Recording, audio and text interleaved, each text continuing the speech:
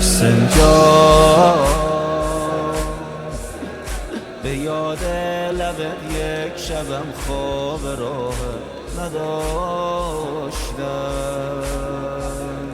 کنار تن بی سرت کاسه آب گذاشتم.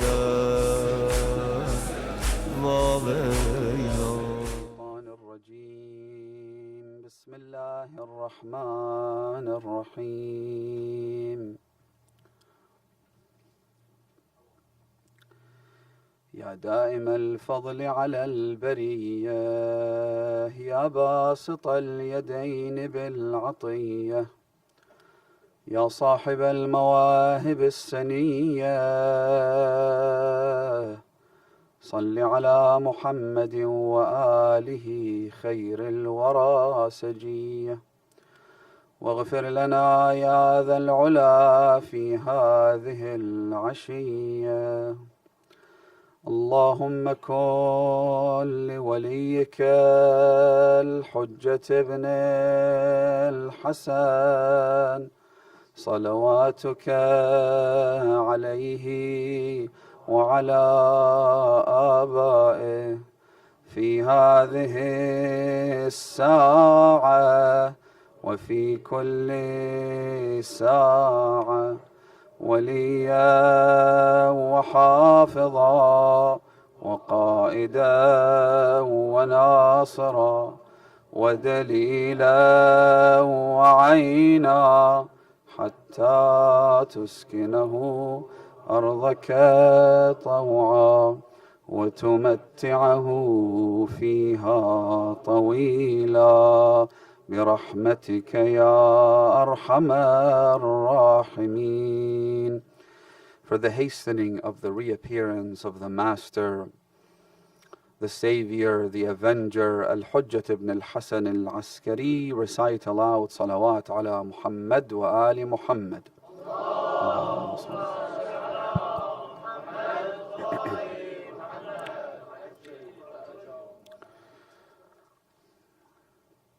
When it comes to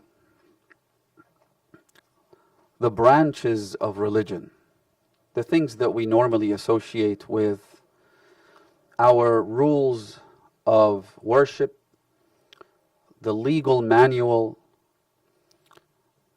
contractual obligations,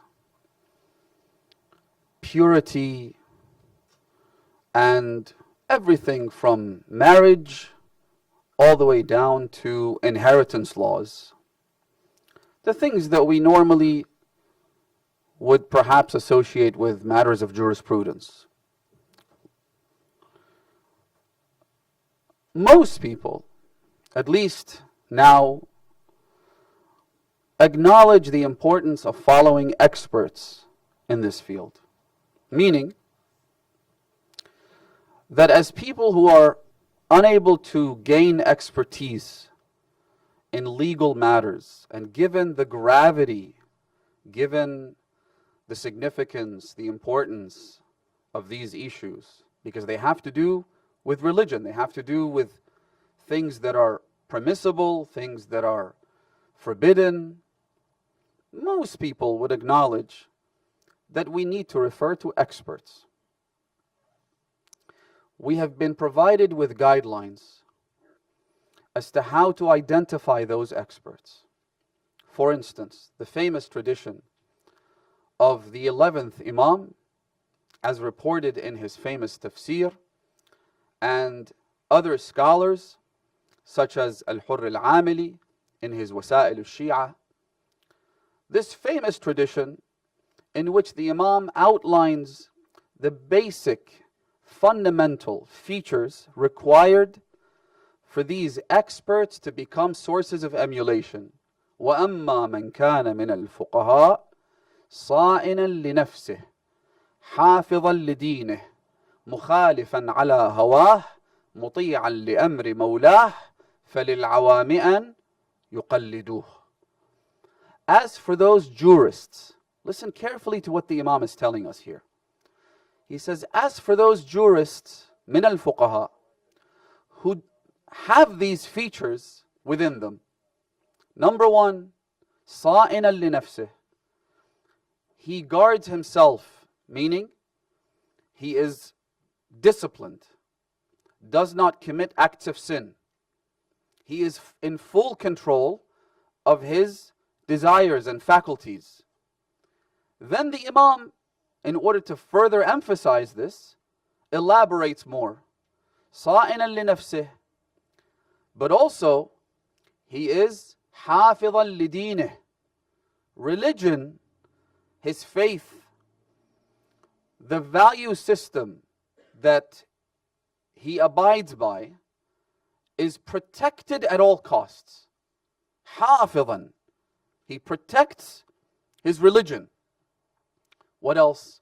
مُخَالِفًا عَلَى هَوَاهِ. The rule in his life is that he acts in a way that runs contrary to his desires. That is the rule by which he lives. مُخَالِفًا عَلَى هَوَاهِ مُطِيعًا لِأَمْرِ مَوْلَاهِ. And he is obedient towards his master. He recognizes and acknowledges his masters, and he obeys them unconditionally. The Imam then says, if a person who is a jurist ticks all of these boxes, فَلِلْعَوَامِ أَنْ يُقَلِّدُوهُ. The masses are allowed and permitted to emulate this person. Why the word taqleed is used and not another word is an entire discussion in itself. Why the Imam says the masses are able to emulate this person and doesn't say must emulate him is another discussion in itself. That's not the point. What's interesting is what the Imam says after this. He says, وَذَلِكَ لَا يَكُونُ لِجَمِيعِ فُقَهَاءِ الشِّيعَةِ. And this doesn't apply to every jurist. Meaning that to have the credentials, the so-called academic or intellectual or scholarly credentials is not enough. One may have gone through the full course of study. They may have studied under the most qualified jurist for years. The Imam clearly says that's not enough. Because remember, we're not just talking about scholarly credentials. We're talking about matters that have to do with the individual's spirituality and devotion. It has to do with his obedience towards his masters. It has to do with piety. It has to do with akhlaq. So, while the scholarly credentials are an absolutely necessary baseline, but that is not enough. The Imam says this doesn't apply to all of the jurists of the Shia. We're not even talking about others.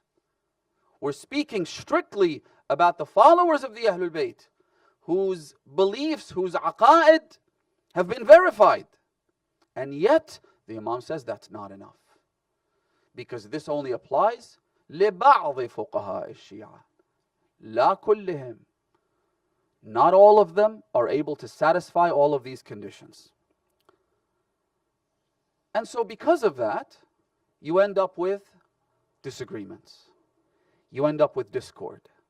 You end up with qualified scholars who are pious, who do practice self-discipline, who are illustrious in terms of their scholarly credentials, and yet, because we ultimately live in a time where access to our divine leaders is, for the most part, unavailable, we end up with conjecture playing a part in the process of extrapolation, the process of ijtihad.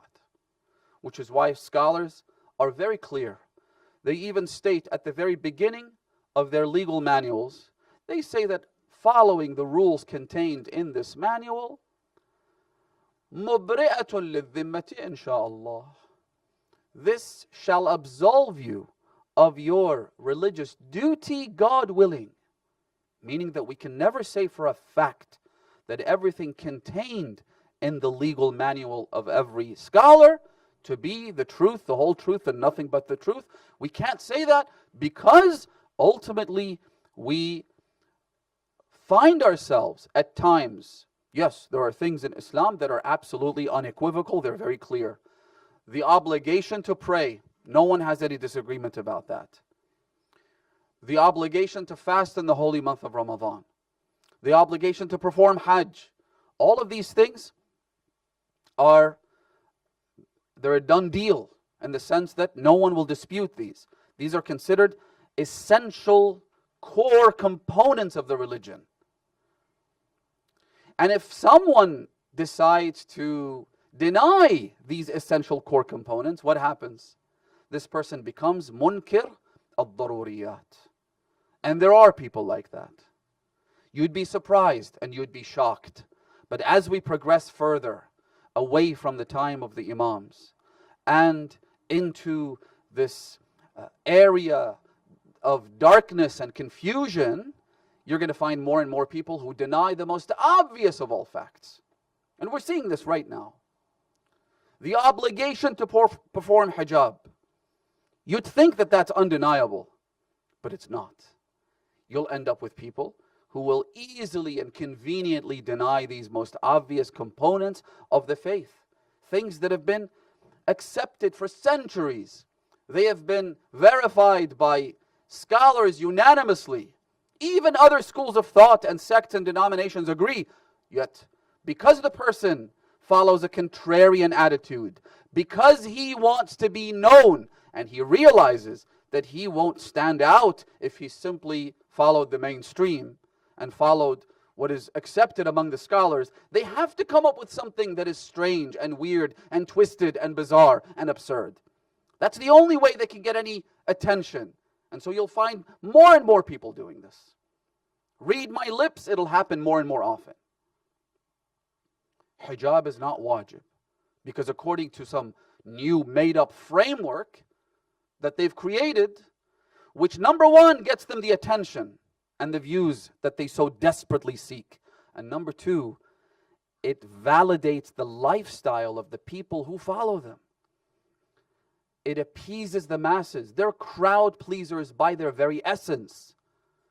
And so knowing that there is a growing corpus, a growing group of people out there who don't feel comfortable with hijab, who don't want to wear the hijab, but feel uncomfortable with the fact that if they don't wear the hijab, they know that they're committing a sin. So they will seek out someone who will give them that religious seal of approval. They will look for someone who validates their lifestyle and tells them that you are religiously absolved of all of your commitments. You're not doing anything wrong. In fact, you are more pious than others. And so, given the market dynamics of supply and demand, surely we're going to end up with more and more people who try to fill this gap, this void, this market demand. Which is why the Imam stresses this. حافظا لدينه صائنا لنفسه مخالفا لهواه. The Imam basically says the same thing 3 times, and then eventually says, if that is the case, then you can follow that person. Because this has become a form of kryptonite. It's become a form of red mercury. You're going to end up with less and less individuals who tick all of these boxes. But again, as I said, for the most part, people acknowledge that they need to follow individuals who do satisfy all of those conditions, which is great. And if I told you that there is someone out there who doesn't have a source of emulation, doesn't have a marja, your natural instinctive response is going to be, but is this person a practicing Muslim or a non-practicing Muslim? If he or she is non-practicing, well, that's easy to understand. But if they're practicing, how do they practice the laws and obligations of their religion without following an expert in religion? How exactly is that supposed to work? And that reaction is perfectly legitimate. How do they pray if they don't know the laws of how to pray? How do they go to Hajj? Hajj is a good example because it's a very elaborate ritual. There are lots of details, lots of nuances, lots of actions, lots of rituals, rites. So how do you perform Hajj if you don't follow an expert? You're bound either to do one of two things. Either you will make up your own rituals and your own sect and your own religion, or you will end up following whoever happens to be seated next to you on the plane, or whoever you see in front of you, right? So you will follow someone, except that someone isn't qualified. They're not experts. So you can see the detriment in all of this. You can see how this is detrimental to a person's religiosity, a person's devotion and sincerity. Because if you're sincere about your religion, you would want to follow the truth, not just anybody who happens to be there with you. Now, here's the question I wanted you to think about. What about matters of creed? What about our aqa'id? Who sets our aqa'id? How do we know what's what when it comes to the nuances of our fundamental beliefs, the tenets of our faith? Where does that come from? Again, think about this. When it comes to our legal frameworks, when it comes to our daily rituals, acts of worship, contracts, and so on and so forth, you need an expert.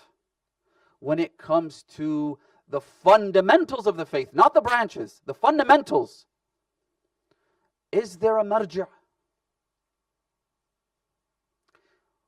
What qualities should that marja' have? And more fundamentally, let's go back a step. What is the epistemological foundation of our beliefs? Meaning, where do we derive our beliefs? Let's say there is a marja' out there that you're supposed to follow, which again, that's a whole discussion in itself. Are we allowed to emulate experts when it comes to matters of belief? I'm sure you would have heard that emulation and taqleed only applies to the branches of religion. And that is true, except it's not the whole truth. It's a point of contention, but I don't want to confuse you. But let's say we go with that. That when it comes to matters of belief, you're not allowed to emulate anyone. Meaning that even a 9-year-old girl who just became baligh, she needs to establish the fundamental tenets of her beliefs on her own. She can't emulate anyone. She can't follow anyone. But let's go with that. Let's say that is true. What about the nuances of her beliefs? What about the intricacies of her beliefs? What about questions? I'll give you some questions as examples. Does the Prophet and his successors have ilmul ghaib? Do they have knowledge of the unseen? If so, first of all, how do you know? How are you supposed to know? Do you refer to the Quran? Or is it a purely intellectual matter? Because if you have to refer to the Quran, then suddenly there's a whole host of sciences and disciplines you need to acquire before you get to the Quran, before you try to understand the Quran. So which is it? Is it the intellect? Is it the Quran and Sunnah? Or is it the Quran alone? If it is the intellect as well as revelation in both of its branches, revelation meaning the Quran and Hadith. If it's the intellect plus revelation, what relationship do these two have with each other? Does one dominate the other? Or are they equal? What if there is any point at which you feel there is a contradiction? How do you remove the contradiction? You see what I'm trying to do here? It's not as simple as you would think. Did our 8th Imam Ali ibn Musa al-Ridha alayhi alaf al-tahiyyati was-salam Allahumma salli ala Muhammad wa ala Muhammad wa ala Farajun.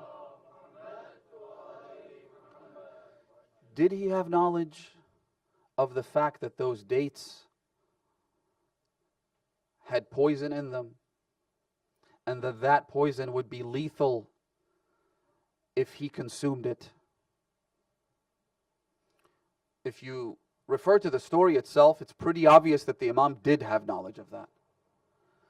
Because after eating a few of those dates, Al-Ma'mun al-Abbasi alayhi la'inullah asked the Imam to eat even more. The Imam responded by saying what? He said, with these few dates, you have achieved what you set out to achieve. You've done what you wanted to do. Meaning you wanted me dead? This will do the job. So the Imam knew. There's no question there. Then, if the Imam knew, the logical question that will be capitalized on and will be exploited and will be used, as sure as the sun is going to come out tomorrow, you know that there are going to be charlatans and imposters who will exploit this point to make you doubt your religion, even though it really doesn't make a dent in our beliefs as far as the infallibility of the Imams is concerned, as far as the obligation to obey and follow and emulate the Imams is concerned. It doesn't make a difference. But you know for a fact that someone will use it. Someone will exploit this. And so they'll come and say, well, if the Imam knew, then why would he eat something that is lethal? Just like people have asked about whether Imam al-Hussein knew he was going to get killed, and if so, why would he go? Is that considered a form of self-harm? Is that a form of suicide? Right? If he knew, then why would he eat it? And if he didn't know, and this is the main point they want to get to, if he didn't know, then why do you claim that the Imams have knowledge of the unseen? That your divinely inspired and appointed leaders have ilmul ghaib. Surely the Imam wouldn't do something that is detrimental to his health. Surely he wouldn't do something knowing that it would kill him. It's a complex issue presented in an extremely reductive fashion with the express intention of confusing people. In response, our scholars have presented no less than a dozen responses to this and answers to this little predicament. There are answers and responses that we can refer to as negative answers, meaning they negate the issue by presenting another problem that is similar to it, or they have provided solutions to this. As for the negating type of answers, we say, well, did Yaqub know when he sent his son Yusuf with his brothers? Did he not know that they would attempt to kill him? In fact, he absolutely knew, which is why he literally told them what they were going to do. Using the knowledge of prophethood, he told them, أَخَافُ أَن يَأْكُلَهُ الذِّئْبُ. I'm afraid, don't take him with you because I'm afraid that the wolf will eat him. So, did he know? The answer is yes. Well, if he knew, then why would he send his Yusuf to suffer in misery for the next 30 years? Why would he do that? Because this is in the Quran, they can't just dismiss it as a fabrication. They can't dismiss it as a hadith that's da'if. And that's their problem. Which is why I've said, and I'll continue to say, their problem is with the Quran. And there will be a day when they will actually deny the Quran. They will begin to mock the Quran. ثُمَّ كَانَ عَاقِبَةَ الَّذِينَ أَسَاءُوا السُّوءَ أَنْ كَذَّبُوا بِآيَاتِ اللَّهِ وَكَانُوا بِهَا يَسْتَهْزِئُونَ. Ultimately, their final destination is that they will deny the signs of Allah subhanahu wa ta'ala, the verses of the Quran, and they will make a mockery of them. Ultimately, that'll happen. Just wait for it. But for now, they point their guns and their arrows and their spears at Bihar al-Anwar, at Al-Kafi al-Sharif. Because the Quran is too risky for them to attack at this point in time. So, if Yaqub knew, why would he send Yusuf? Because it's in the Quran, you're going to have to come up with what they call convoluted solutions to this problem. So what's the solution you present for this? They'll say, well, because he was commanded by God. And if he's commanded by God, that will override any other potential harm that may come about as a result of this action. Or maybe he knows something that we don't know. Maybe there is another dimension to the story that is beyond my comprehension, right? What if, I want to answer this because I don't want people leaving confused. What if Ma'mun pretended to be a Shia? So much so that some Shia were confused into thinking that Ma'mun was a Shia. Ma'mun would praise Amir al-Mu'mineen. Ma'mun would host gatherings where he would defend the right of Ali ibn Abi Talib to be the Khalifa. Ma'mun acted with sheer hypocrisy. So, now imagine if Ma'mun, who wanted the Imam dead, but the Imam refused to eat those dates, what other option would Ma'mun have to eliminate the Imam physically? He'd have to kill him, wouldn't he? He would have to physically murder the Imam. Now, imagine at a time when Ma'mun pretends to be a Shia. Imam al-Rida, the 8th Imam, is the crown prince. This was a time when the Shia came to prominence, when the followers of the Ahlul-Bayt felt that they were invincible. They felt that they didn't have to fear anybody anymore. They didn't live in the time of Harun. They didn't live in the time of Mansur. They didn't live in the time of Abu al-Abbas al-Safah. They lived in a time where the government was on their side. Their Imam was the crown prince. So does the Shi'i have any reason to hide his or her identity? No. So now everyone can identify the Shia. If Ma'mun killed Imam al-Rida alayhi salam, would there be no revolt against Ma'mun? Would the Shia not try to avenge the blood of their Imam? Having been exposed, having been identified, the Shia are now going to revolt against the Abbasid Caliph. What do you expect would happen as a result of that? Would we not have an absolute bloodbath? Would we not have massacres on a scale never seen before? Now, if Imam al-Rida is faced with two options, for him to die alone, or for him to die with hundreds of thousands of other Shia, would it then not make sense that the Imam would eat those dates? All it takes is a little retrospection and maybe some familiarity with history. It really doesn't take an individual to be a rocket scientist. But في قلوبهم مرض, because there is a disease in the heart that aims to sow the seeds of doubt and misconception, زادهم الله مرضا. Allah subhanahu wa ta'ala will blind them even to the most obvious of facts. In one hadith, the Imam says that there was doubt. This marad, the Imam explains what it is. He says this is not just any generic disease. This is the disease of doubt. Ash-shak. فَزَادَهُمُ اللَّهُ شَكًّا. Allah will make them doubt everything, even the most obvious of facts. So, I go back to my original question. If we are supposed to follow experts when it comes to matters of jurisprudence, what happens to matters of belief? If I told you that a woman, a virgin does not need her father's consent for marriage. In fact, it is the man that needs his father's consent for marriage.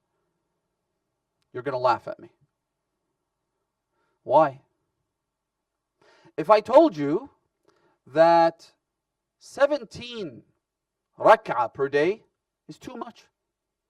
Back in the time of the Prophet, those people didn't have anything better to do. They were herding goats and camels, and so the Prophet said, you know what, let's try and make your time a little bit more productive. So I'll have you spend a sizable amount, a sizable chunk of your day in prayer and worship, 17 rak'ah per day. And in my opinion, 17 rak'at is too much. We're living in an advanced age. We're leading busy lives. And so 17 is too much. How about I give you a discount and it's 7 from now on? You're going to laugh. Why are you laughing right now? It's my opinion. I have the appearance of a scholar, at least. I've got the turban, I've got the beard. I may even use the vernacular. I present my case in a relatively nice way. Why are you laughing? Subconsciously, what you're saying is, who are you to tell us what's haram, what's halal, what's wajib, what's haram? What you're telling me is, with all due respect, you are not an expert, right? Because fiqh has its people. Jurisprudence has its experts. So who are you? And you'd be right. Why then is it that when it comes to matters of belief, any clown can express their views and we take their word for it? Why? Even our esteemed maraja, they don't claim to be experts on matters of belief in addition to jurisprudence. Just like any other field, just like medicine, a doctor who specializes in brain surgery will not claim to be a specialist in heart surgery, even though they both deal with the anatomy of a human being, and they're both surgeries, and the doctors are surgeons. When it comes to religious matters, to be an expert in jurisprudence does not automatically mean that you're an expert in the tenets of the faith. It's as simple as that. It requires further study and research. When it comes to our jurisprudence, our scholars spend no less than 15 years acquiring the knowledge. And that's if they happen to be extremely talented and gifted and astute. 15 years of non-stop hard labor to acquire the knowledge. Then a further 15 years of teaching the knowledge and passing it down to others, and in the process honing their skills. Part of what a teacher of Dars al-Kharij does is hone his skills. Because by presenting it to your students, who also do their research and conduct their own investigations, they will challenge you. The beauty of Dars al-Kharij is this: the students will challenge the teacher, and the teacher, in most cases, will have the answers to their questions, but oftentimes he might acknowledge and come out and say, I stand corrected. So 15 years of acquiring the knowledge, another 15 years to teach it, that's 30 years. That's a whole generation. That's how long it takes for a faqih to become faqih. Why is it then that when it comes to our matters of belief, suddenly anybody... I have said this before and I'll say it again, my very dear brothers and sisters. Do not take your religion from me or anybody like me. In fact, don't even take your religion from books. Who says that I could just open Al-Kafi Sharif and make my own extrapolations and my own deductions. Who said that? One hadith says, listen to this. One hadith says, have you heard of Zurara ibn A'yan? Right. Most of the hadith in which Imam al-Baqir or Imam al-Sadiq is the source, Zurara happens to be in the chain of transmission. He happens to be the one who heard that hadith from the Imam. True or not true? Right.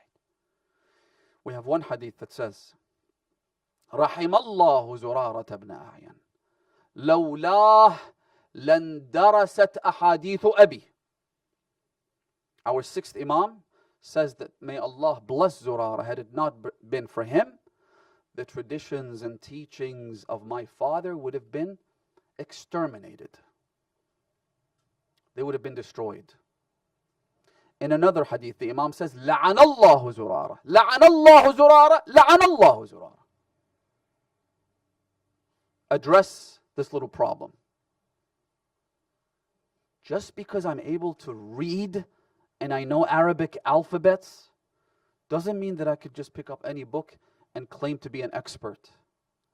Again, no one is saying you shouldn't read the ahadith of the Ahlul Bayt. I, more than many, would advocate for people to read from the sources and go back to primary books.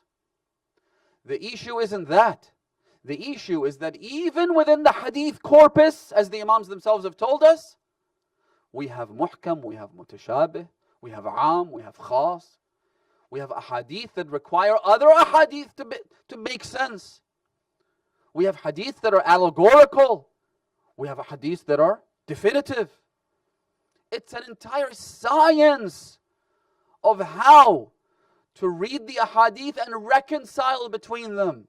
And I'm not even talking about authentication. Authentication and rijal is a whole beast in itself. But I'm talking about ahadith that have been authenticated, ahadith that have been accepted, and yet they are contradictory. How do you reconcile between them? It's a whole science. And then we have children, and I mean no disrespect, but children who say, let's bring all of these ahadith together, let's translate every hadith into English so as to make them all accessible to the masses. Who says that's how you do it? Who says that's a good thing to begin with? And then use some individual's opinion who happens to be on the very fringes of fiqh to authenticate these ahadith. There are ahadith in Al-Kafi which require a scholar, require experts. Yes, there are ahadith which have to do with akhlaq. And those ahadith are worthy of being read by everyone and anyone. There are ahadith which have to do with devotional texts. Du'as, for instance. A du'a is supposed to be read by anyone. Yes. But there are ahadith which have to do with tawheed, which require an expert's opinion. They have to do with nubuwwah, imama, al-ma'ad, al-mabda. There are scholars who devoted decades on these issues. Again, not every marja' gets to do this. But there are maraja' who did. I'll mention this person's name only because he's passed away. Because I don't like to mention names. Ayatollah al-Udhma Mirza Mahdi al-Isfahani was without a doubt a foremost expert on matters of aqa'id. Among his students are Ayatollah al-Udhma Shaykh Wahid Khurasani and Ayatollah al-Udhma Sayyid Ali Sistani, among others. He was a person who taught al-mabda' wal-ma'ad, meaning what's often called in English eschatology. It's the science and the discipline that has to do with where we came from, the beginning of creation, and the end of creation, meaning the resurrection. He taught this subject for 17 years. That's an expert. You can consult them. If he's not around, his teachers, his students. That's an expert. But for us to sit and listen to any random person in the name of being open-minded, in the name of why not? Why not? Let's listen to what they have to say. الَّذِينَ يَسْتَمِعُونَ الْقَوْلَ فَيَتَّبِعُونَ أَحْسَنَهُ. What is the meaning of this verse? Who told you that this is a license to listen to anyone? Who said that? Imam al-Rida says, من استمع إلى ناطق فقد عبده فإن كان الناطق عن الله فقد عبد الله وإن كان الناطق عن الشيطان فقد عبد الشيطان. If you listen to someone who speaks on behalf of the devil, you have worshipped the devil. But what about the fact that we as Shia are so confident about our faith that we could just listen to anyone and not be afraid? Who said that? That woke Tupac kind of mentality just doesn't work. The question we should ask ourselves is this: what does our religion say? What do our divinely appointed leaders say? If we have to follow them when it comes to the branches of religion, what do you think? Do you not think that they would have some advice and teaching when it comes to the pillar of our faith? Of course they would.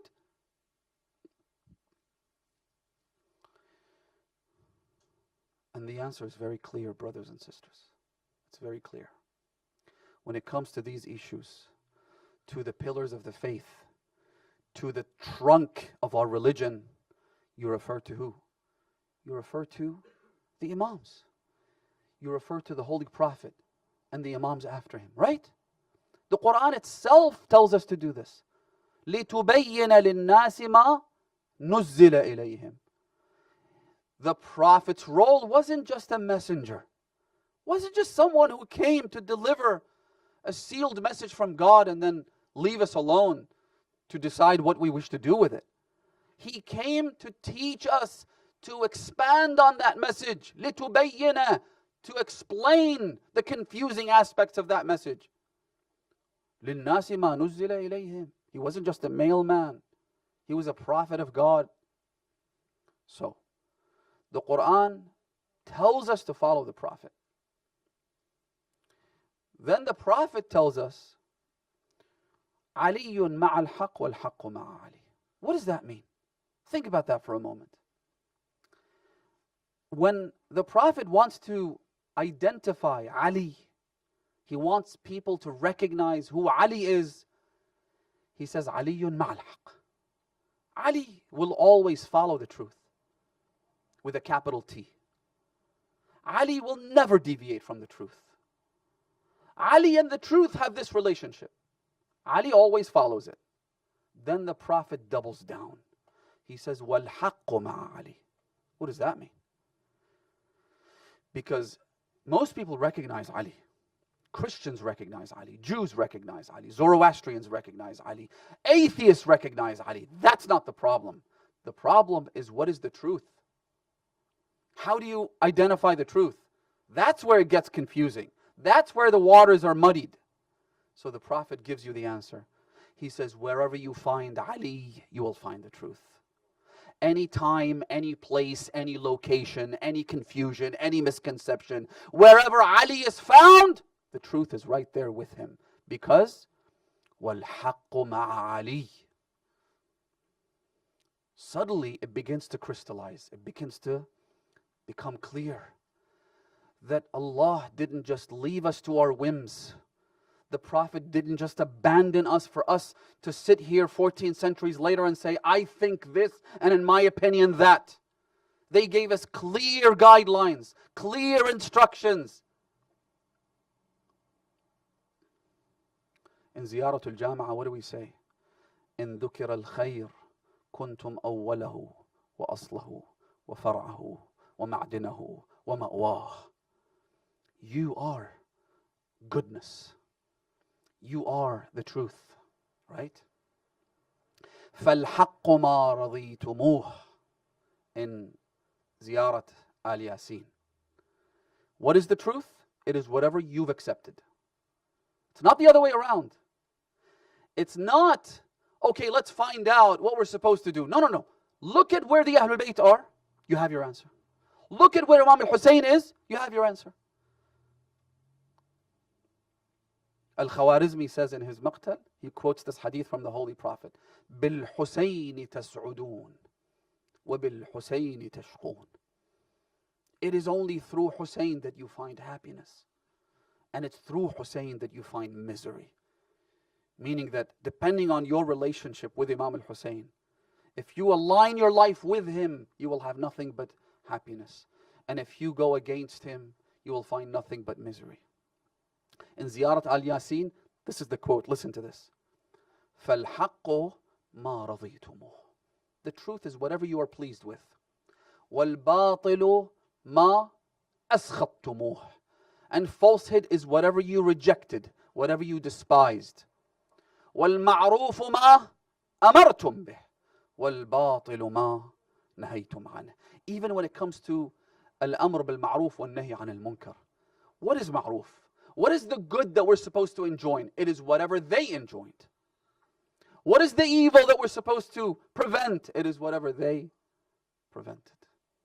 Which is why when we say salam to Amir al-Mu'mineen in his ziyarah, Assalamu alayka ya deen Allah al-Qawim. Allahumma salli ala Muhammad.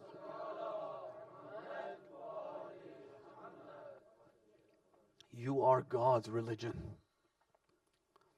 كلمة لا إله إلا الله حصني فمن دخل حصني أمن من عذابي بشرطها وأنا من شروطها.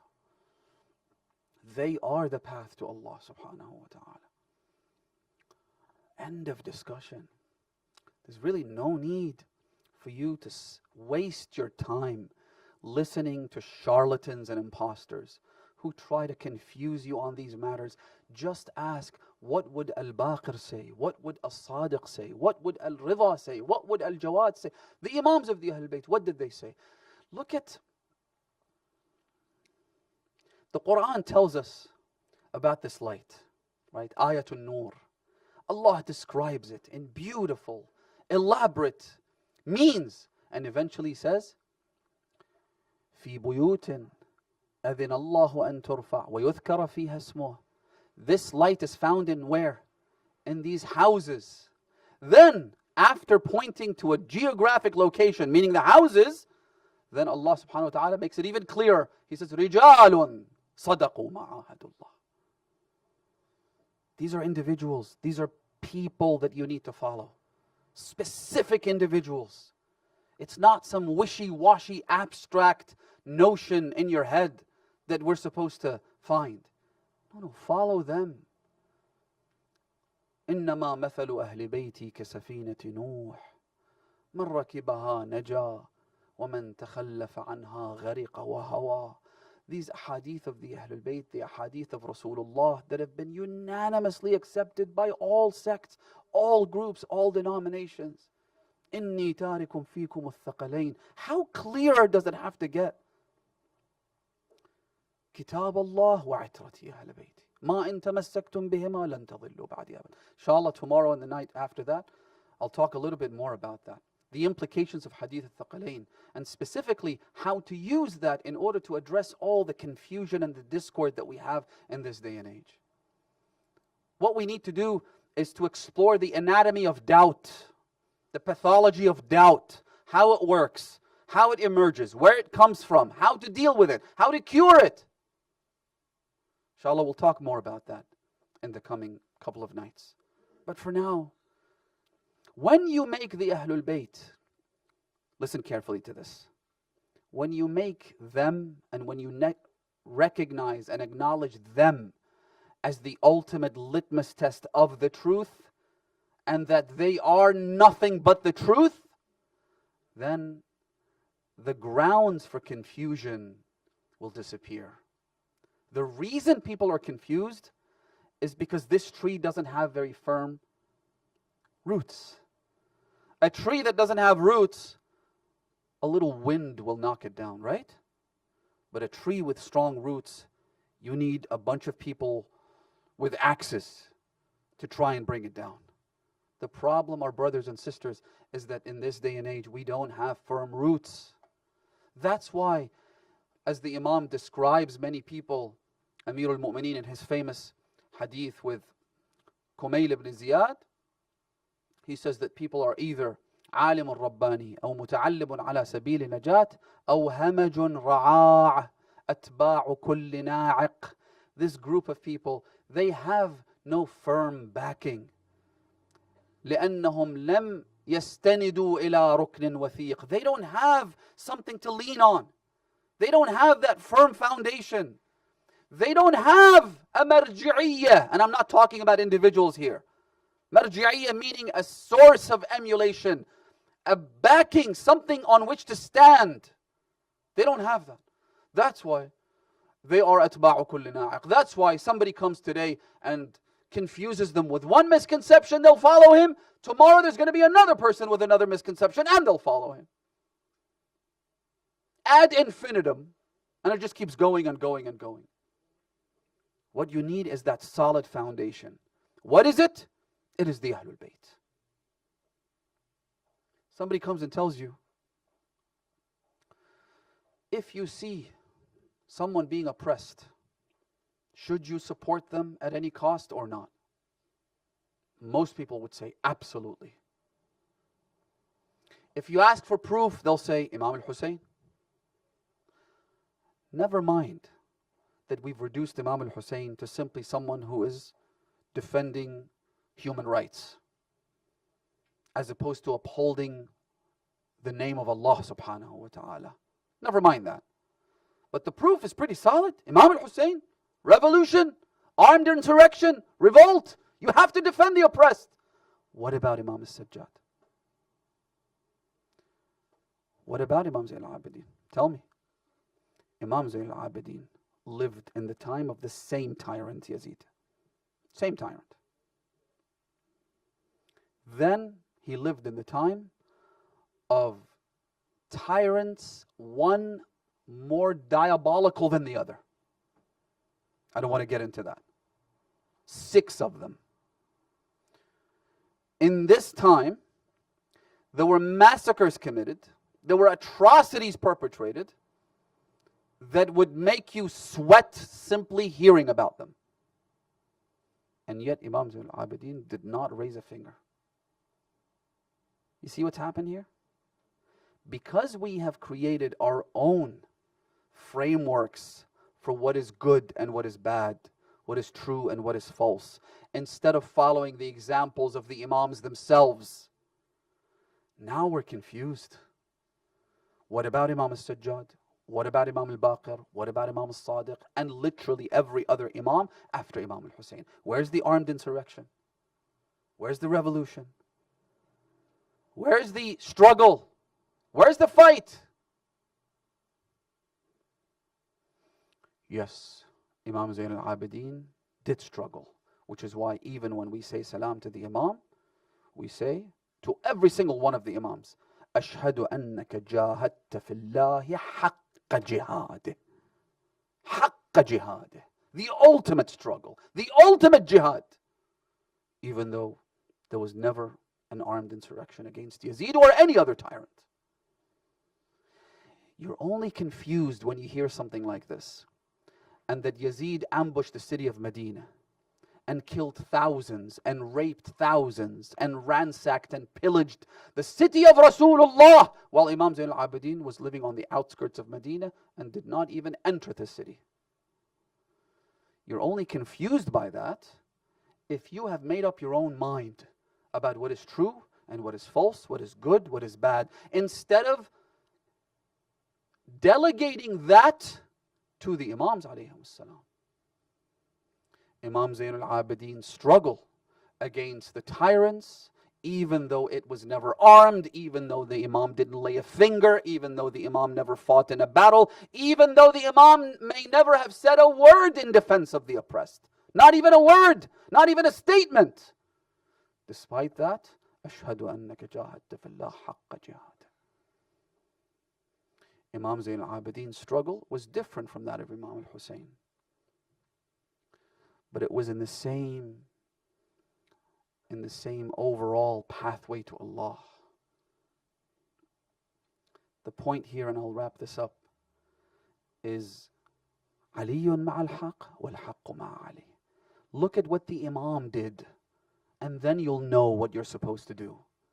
Don't make up your own framework and say, let's see if the Imam followed this or not, because that is the ultimate crime that we could commit against ourselves. بأبي أنت وأمي يا ابن رسول الله. What Imam Zainul Abideen faced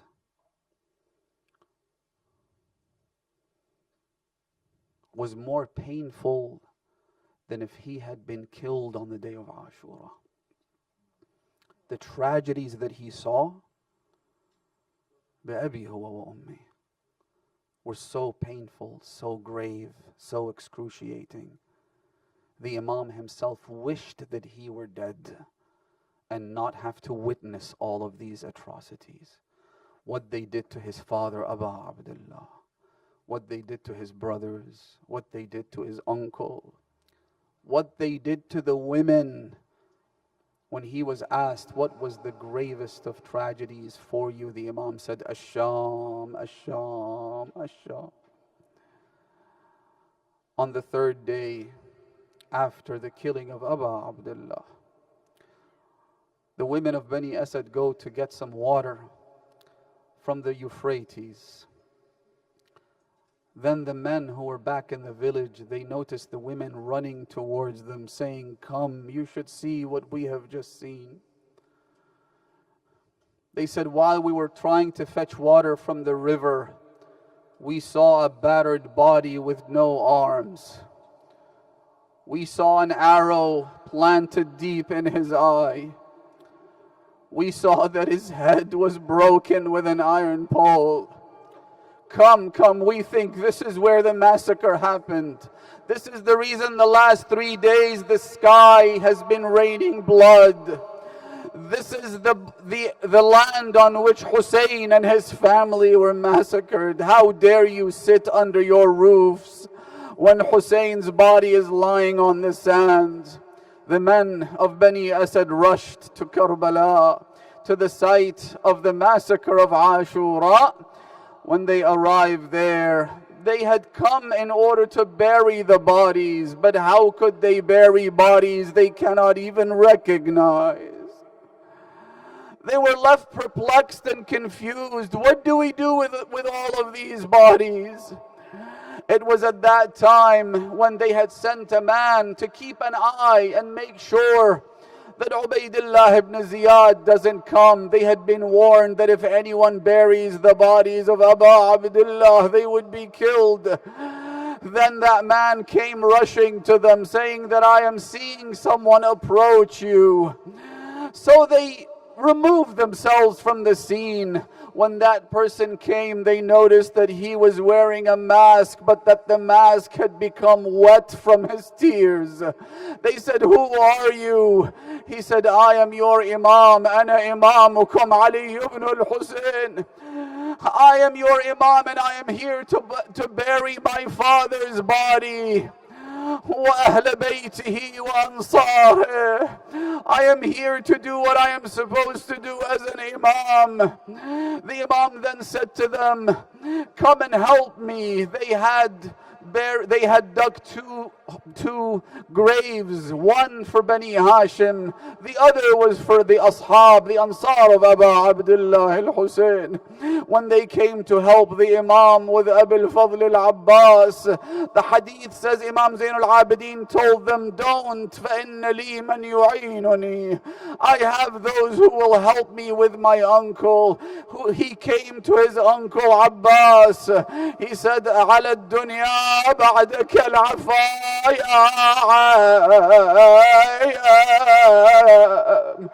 Oh uncle, this world is not living anymore after you. This was where Abu Abdullah said, الآن انكسر ظهري وقلت حيلتي. Imam Zainul Abideen buried his uncle Abbas. Then he went towards his father. He asked Bani Asad not to help him. He said, I have angels to help me. Maybe Rasulullah was there to help Imam Zainul Abideen, Amir al-Mu'mineen, Fatimatu Zahra. He didn't need their help. He lowered the body into the grave. The Imam then said, طابت أرض دفنت فيها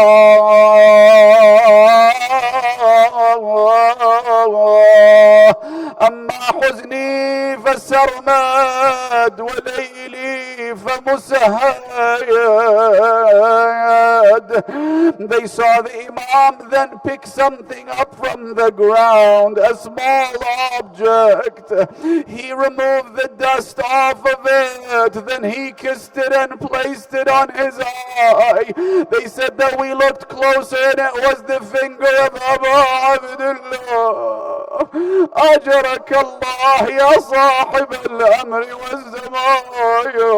كانت سبابة الحسين. When the Imam was ready to bury Abu Abdullah, he then placed his ear on the throat of his father.